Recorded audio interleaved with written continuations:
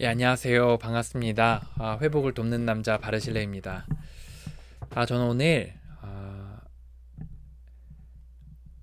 외도한 사람, 당사자에게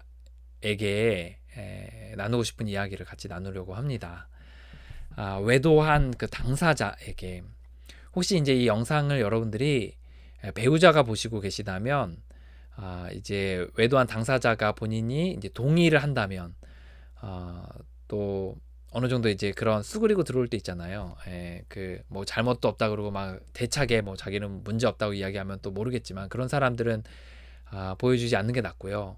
자기가 그래도 문제가 있다고 인정하는 사람, 그런 사람들이라면 이 영상을 좀 보여주시면 좋을 것 같아요. 그리고 혼자 보게 하시면 좋겠습니다. 혼자 같이 보지 말고요. 그래서 팔짱 끼고 옆에서 봐봐 막 이렇게 하는 게 아니라 혼자 보시게 하면 좋을 것 같습니다. 그리고 만약에 배우자라면 뭐 이 영상을 봤다고 해서 상대방이 달라지고 이러지 않아요.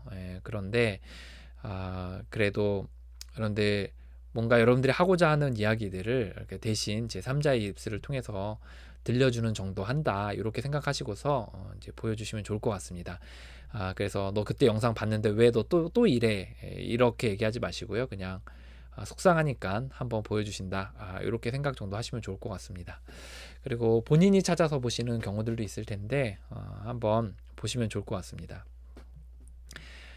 이제 오늘 영상은 외도의 당사자, 그러니까 외도한 사람들, 그런 사람들에게 이야기를 나누고 싶은 겁니다. 이제 여러분들 외도 문제에 있어서 뭐 어떤 사람들은 여러분들이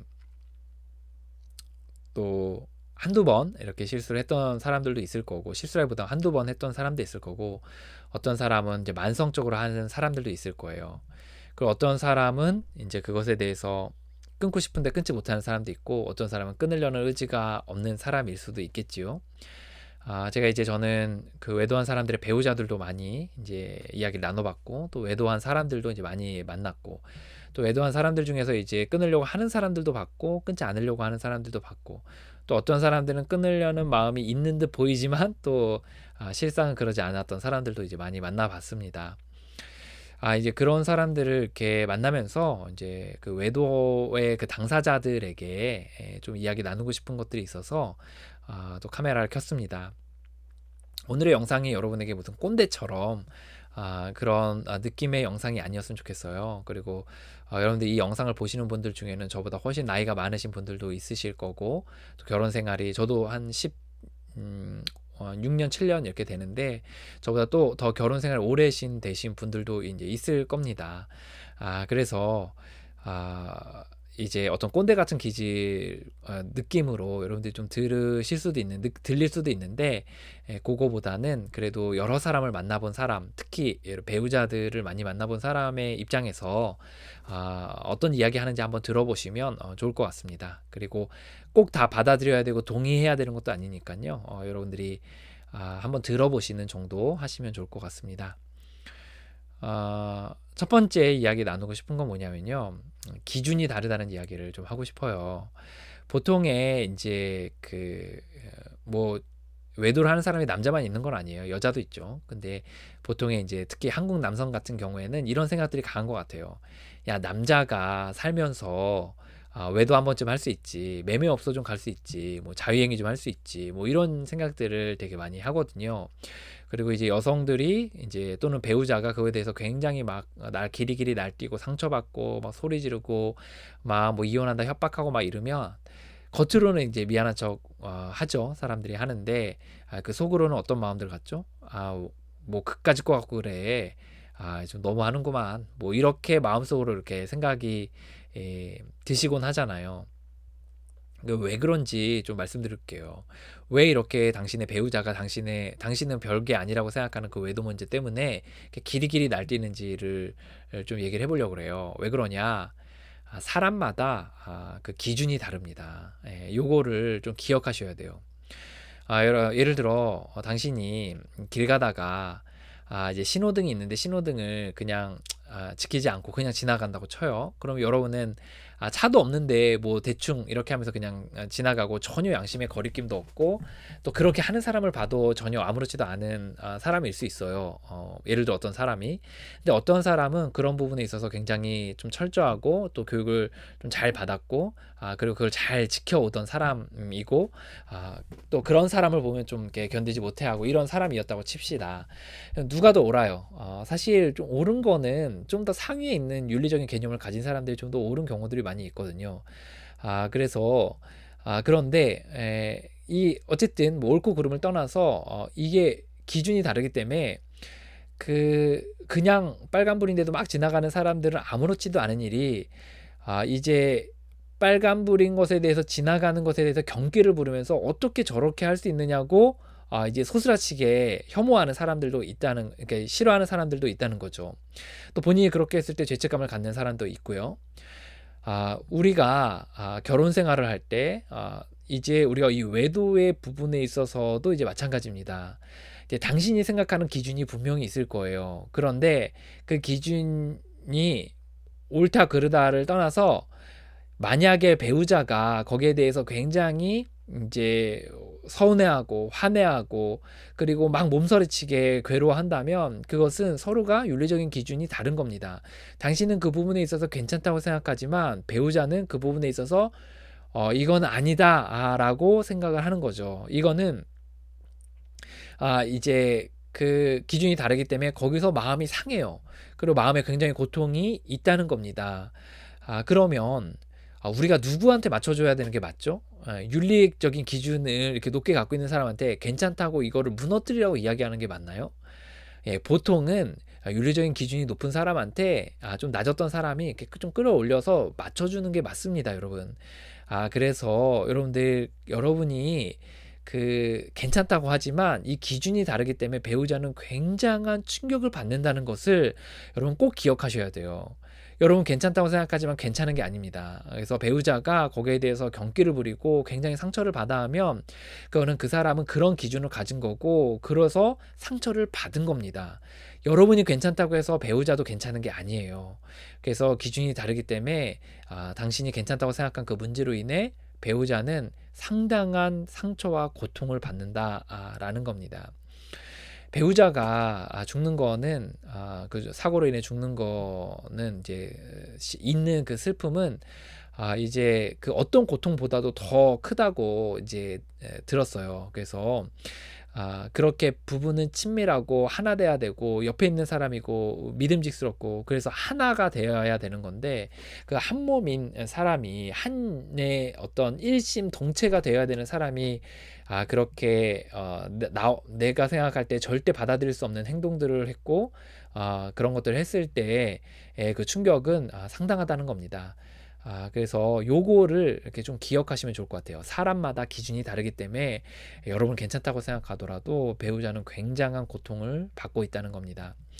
두 번째 이야기 나누고 싶은 것은 이겁니다. 당신은 당신의 가정을 망치고 있습니다. 당신의 배우자와 자녀가 있다면 그 자녀를 망치고 있다는 거예요. 여러분들 중에는 이런 생각을 할지도 몰라요. 나는 들키지 않았어요. 라고 이야기할 수 있어요. 그죠? 그리고 나는 자녀들에게는 굉장히 잘해요. 라고 이야기할 수 있습니다. 그리고 또 이런 얘기도 할 수 있죠. 나는 돈을 굉장히 많이 벌어줘요. 월 1,000, 월 1억 이렇게 벌어줘요. 그래서 그런 부분에서 나는 배우자에게 난 할 것들을 하고 있기 때문에 그렇게까지 나는 상처가 되지 않는다라고 이제 이야기를 하는 거죠. 자, 이제 거기에 대해서 여러분들이 이제 여러 생각들을 할 수가 있는데 이제 이런 거죠. 이제 그렇게 할 수 있는데 그 생각해 보세요. 우리가 부부간의 관계라는 것이 또 자녀와의 관계라는 것이 단순히 어떤 물질들을 채워준다고 해서 아니면 어떤 기능적인 거, 뭐 예를 들어 요리를 해주고 밥을 해주고 뭐 이렇게 좋은 집을 사주고 어떤 기능적인 부분을 한다고 해서 그게 관계가 이렇게 친밀감을 형성을 하고 그리고 그 안에서 우리의 감정적인 어떤 그런 어떤 그러니까 그런 것만 채워준다고 해서 전부인가요? 그게 아니죠. 우리가 사람 간의 관계에서는 어떤 감정적인 필요들을 채워야 되는 거고 친밀감을 더해야 되는 거고 그 가운데서 정서적인 에너지를 이렇게 상대방에게 전달하는 게 필요하잖아요. 그런데 그게 우리는 이제 하나만 생각을 하는 거예요. 뭐라고 생각을 하냐면 나는 뭐 돈 벌어다 주니까 아니면 나는 뭐 집안일에 펑크 내지 않으니까 들키지 않았으니까 이렇게 생각하는 거죠. 아니요. 우리의 가족들은 다 정서적인 지원들을 필요해요. 그래서 자녀는 부모에게 정서적인 지원을 그리고 배우자도 배우자에게 정서적인 지원들을 필요로 하죠. 근데 우리의 정서적인 지원은 이렇게 한정이 돼 있습니다. 그래서 이쪽에다가 쓰면 이쪽에다 잘 못 써요. 우리가 외도를 하게 되잖아요. 예를 들어 사람들이 외도를 하게 되면 이쪽에다 에너지를 쓰고 정신이 팔려 있게 되잖아요. 그러면 거기서 또 부정적인 감정들이 생겨요. 약간의 죄책감이 드는 사람도 있고 아니면 또 들킬까봐 조바심 나는 마음이 생길 수도 있고 또 들켰으면 그것 때문에 위축되는 마음들이 이제 생기거든요. 그래서 그런 마음들이 이렇게 생기는 가운데서 가족들에게 그런 정서적인 필요들을 채우려면 매우 많이 어렵다는 거죠. 아니 오히려 부정적인 그 정서적인 영향을 미칠 확률이 높습니다. 죄책감 또는 뭐 핑계 대는 거 아니면 어떤 메마른 감정들 또 시간을 많이 보내주지 못하는 것들 이런 것들이 이제 흘러 들어가서 영적으로 이렇게 영혼의 일치를 이루어줘야 되는 그 가족 관계들이 겉으로는 굉장히 나이스해 보이지만 정서적으로 메말라 버리는 가정이 될 확률이 높다는 겁니다. 여러분 가끔 여러분 주변에서 그런 사람들 보죠. 막 의사나 아니면 변호사 뭐 의사 변호사가 최고는 아니지만 의사 변호사 뭐 고위직 공무원들 아니면 또 그 사업가들 뭐 이런 사람들이 돈을 많이 벌고 겉보기에는 굉장히 그럴듯하지만 그 안에서의 내적인 그런 어떤 서로에 대한 공급들 사랑들이 부족해서 서로가 어떤 일치가 없고 친밀함이 없고 배품이 없는 것들을 여러분들 보신 적이 있을 거예요. 이제 그런 게 정서적인 어떤 지원들이 좀 부족해서 그렇거든요. 그래서 여러분들의 어떤 그 아버지면 아버지, 어머니면 어머니로서 가족들에게 배우자에게 또 정서적인 지원들을 쭉쭉 이렇게 해줄 필요가 있는데 여러분이 외도의 정신이 팔려 있으면 이제 여러분들 그게 안 된다는 거죠. 제가 예전에 그 성중독자 한 사람을 이제 안 경험이 있었거든요. 그 사람이 이제 결혼한 사람이었는데 모처럼 이제 이야기 나눠서 같이 이제 모여서 이야기 나눌 기회들이 있었는데 그 사람이 굉장히 이제 처음에 나타날 때부터 쌩하더라고요. 그리고 그 사람이 이제 대화에 관심도 없고 이렇게 겨우 자리만 지키는 듯 보이다가 이제 빠져나가는 모습을 보였거든요. 억지로 막 이렇게 대답하고 이렇게 하다가 그래서 나중에 이제 알고 봤더니 이제 그 사람은 본인의 의무를 다하기 위해서 왔다고 생각할 거예요. 근데 나중에 이제 알게 된 것은 알게 된 사실은 그 시기가 그 사람이 그 외도에 완전히 몰입돼 가지고 정신을 못 차리던 시기였다라고 이야기를 하더라고요. 그래서 이렇게 제3자 입장에서도 느끼는데 배우자는 얼마나 친밀한 관계예요. 잠자리도 같이 하고 육체도 합의라는 관계인데 그런 정서적인 그런 지원들을 서로 주고받는 건데 당연히 느끼죠. 그래서 여러분들이 지금 가족을 망치고 있는 거예요. 가족에다 써야 되는 에너지를 외부에다 쓰기 때문에 가족이 지금 메말라가고 있습니다. 그래서 이 부분을 꼭 기억하셨으면 좋겠습니다. 당신이 가족을 망치고 있어요. 세 번째 이야기 나누고 싶은 거는 여러분들이 잘 이렇게 배우자의 마음들이 잘 이렇게 좀 느껴지지 않을 수 있다고 생각이 들어요. 예를 들어 나는 이제 윤리적인 관점에서 그런 부분에서 좀 별로 난 괜찮다고 생각하고 나는 뭐 남자가 뭐 그럴 수도 있지 않나. 그럼 뭐 여자가 한 번쯤 뭐 살다 보면 뭐 이렇게 할 수도 있잖아요. 그리고 뭐 아예 가치관 자체가 나는 엔조이다. 그래서 뭐 그런 사람도 있더라고요. 그래서 너도 엔조이해, 나도 엔조이할게 이런 느낌. 그래서 이렇게 살아가는 그런 가치관으로 이제 살아가는 사람도 있는데 그래서 이제 배우자가 그것에 대해 받는 충격들을 잘 이제 감지를 못하는 거죠. 이제 저는 이제 그런 부분에서 이야기 나누고 싶은 건 이제 뭐냐면 이거예요.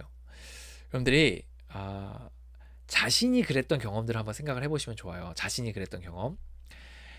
이제 예를 들어 자신이 이제 친구랑의 관계에 있어서 이제 친구가 약속을 잘 안 지키는 거예요. 근데 자기는 약속을 안 지키는 걸 너무나 당연하게 생각하고 자기는 그런 문화 가운데 살았어요. 그리고 뭐 친구끼리 그럴 수도 있지 않냐 이렇게 얘기를 생각을 하는 거예요.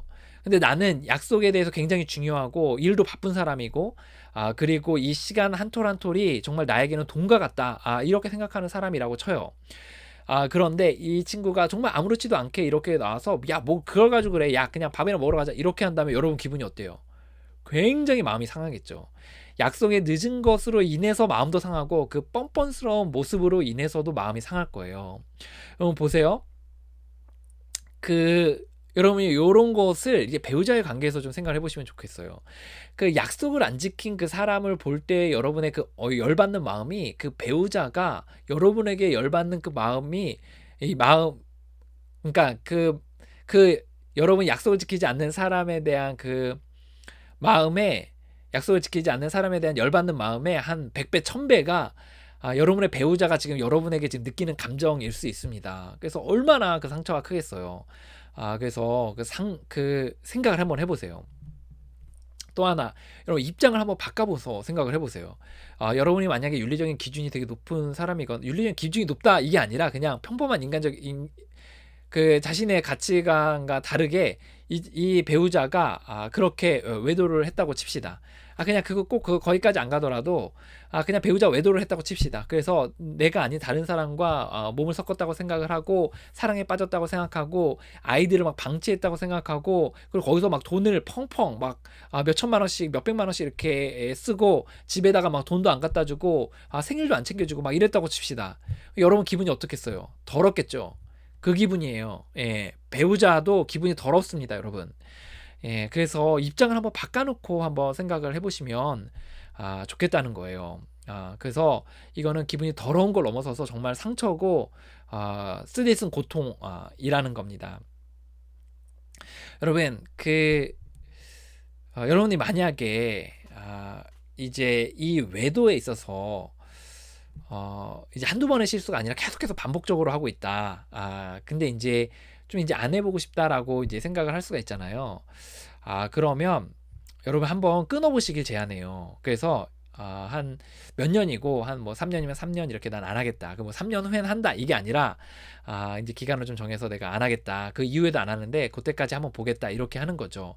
근데 이제 3년이 지나고 하는데 그 과정들 속에서 또 막 이렇게 하고 싶은 마음들이 들고 막 꿈틀대고 막 견디지 못하겠고 막 이것 때문에 막 자꾸 생각이 나고 그리고 또 실수를 하거나 아니면 자꾸 생각이 나고 부글부글 끓고 막 이러고 또 그것에 대한 스트레스 하지 못하는 것에 대한 스트레스로 뭐 분노나 우울 막 초조불안 아니면 다른 중독으로 이제 막 빠지게 된다. 다른 행위로 빠지게 된다.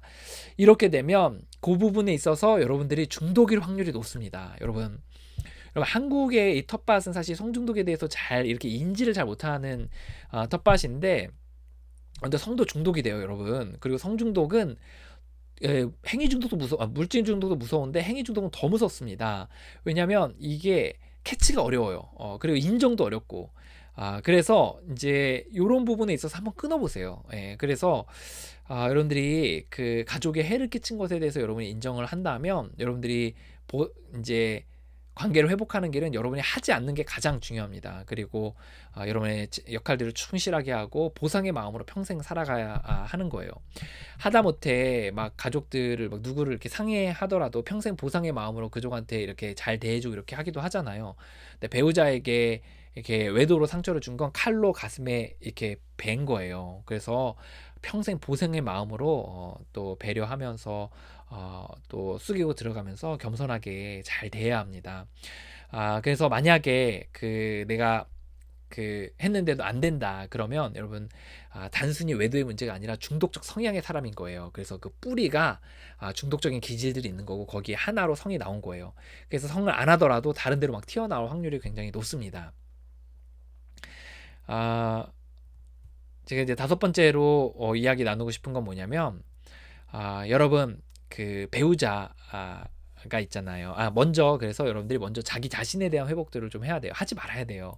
그리고 하지 않는 걸 못하겠다. 그러니까 끊질 못하겠다. 이러시면 여러분들 이제 좀 중독의 관점에서 이 회복을 바라보고 치료를 해야 합니다. 또 하나 이 부분에서 얘기를 하고 싶은 거는 여러분 중에 내가 이게 중독인 것 같긴 한데 아직 끊을 용의가 없다 이런 사람들이 있어요. 이런 사람들은 뭐 더 고생을 하셔야죠. 뭐 더 고생을 하시고 더 뭐 풍지박산에 나 보셔야죠. 근데 '나는 용의를 또 갖고 싶다.' 이런 분들이 있거든요. 이런 경우는 좀 이 용의를 위해서 좀 기도할 필요가 있어요. 좀 용의를 달라고. 이거는 용의는 누군가 만들어 줄 수 있는 게 아니에요. 그래서 좀 신께 "이 용의를 좀 주십시오. 정말 끊고 싶은 용의를 주십시오." 이렇게 해서 정말 그런 마음이 일어나야 치료도 이제 효과가 보고 또 뭔가 회복이 될 수 있는 거예요. 그래서 용의를 달라고 좀 요청할 필요가 있다라는 겁니다. 하나 또 얘기하고 싶은 것은 여러분이 이제 만약에 외도 문제를 일으켰고 꼭 중독이 아니더라도 배우자에게 상처를 많이 줬으면 배우자가 아마 많이 그런 부분으로 인해서 내면이 헝클어졌을 거예요. 그래서 회복 탄력성이 있는 분들은 이제 좀 이렇게 딱 어느 정도 일어서는 경우들이 있지만 대부분 이걸 깊은 상처로 이렇게 감게 갖고 가는 문제들이 있습니다. 근데 왜 그러냐면 성 문제는 사실 누군가한테 얘기하기가 굉장히 어렵거든요. 그래서 특히 배우자 외도는 이렇게 자기가 잘 못해서 그렇다 아니면 매력이 없어서라는 그런 생각들을 갖게 되는 곤 합니다. 그래서 누군가한테 잘 얘기를 못 해요. 그래서 이거를 끌어안고 살아가기 때문에 이게 좀 병이 골마지고 깊어질 수가 있거든요.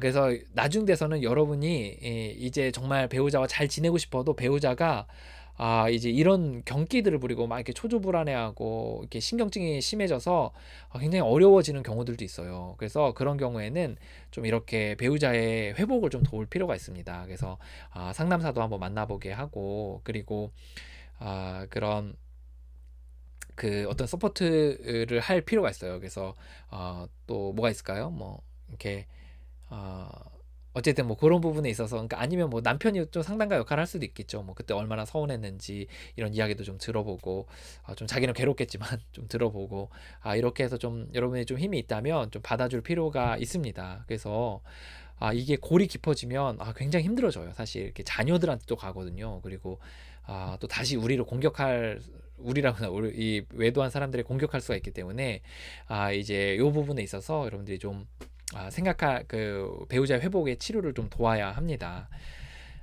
이제 마지막으로 제가 얘기하고 싶은 게 있어요. 그 오늘 영상이 뭐 길진 않지만 여러분의 기분 좋은 영상은 아닐 거예요. 근데 여러분 이 영상을 보는 여러 가지 많은 이유가 있을 텐데 전 여러분에게 좀 정말 좀 얘기 나누고 싶은 게 있어요.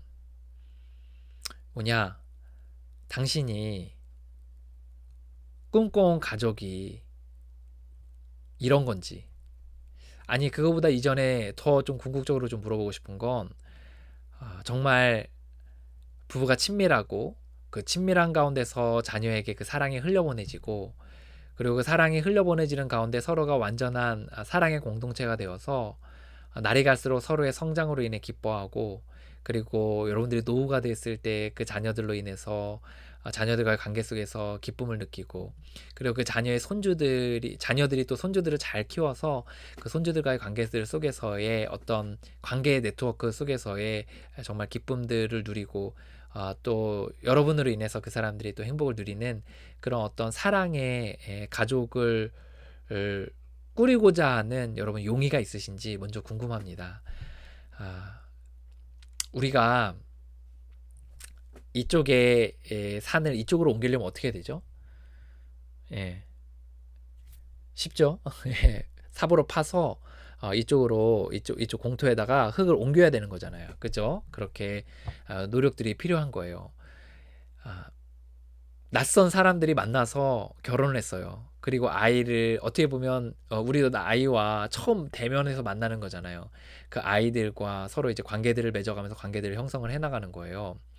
어떻게 보면 백지에서 하나의 아름다운 산을 만들어가는 건데 이 산을 만들기 위해서는 이제 흙을 이렇게 이쪽으로 옮기듯이 우리가 어느 정도 노력하는 것들이 필요하다는 겁니다.